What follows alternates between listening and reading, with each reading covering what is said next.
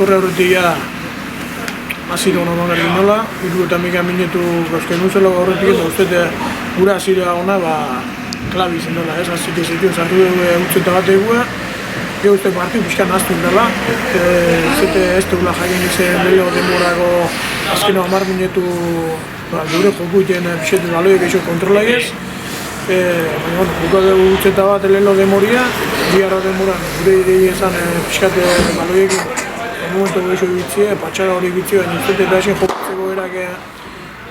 emati zugula pixete prezipita eixo puntu horta. Otorria lehenko aztin bezala, 10 gehuan jugada hori, eta gero garbiak genuen, aztu oso jarrundu bitzeki ematen pixete rekalkatzen lehenko zapatuen 10 jokaen minutu horiek, uste ondo torri zeizkula gaur jakiteko bentze jokatzen, jakin izin dugula sufritzen. Eukiko bat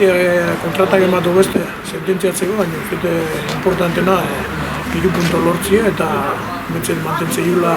horre lehenko puesto hortan eta igande magoinatik lortzei joan bazte giru ez, ratxa honi zeitzen. Hone, bitxizat, azti ziren zala, partio raroa zala, bakien un partio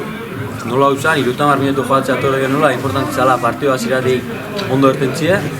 Eta, ondo arranka du, gola azkar zartu du, gero jain izan dugu momentu onda txarretan batea goten, utxixo egin heldu da, baina, 10 egin jain izan dugu partio nola jo du, pixke sufri du, bakin un kanpoza izala, jasen oinatire egun, beste 3 puntu onbidea.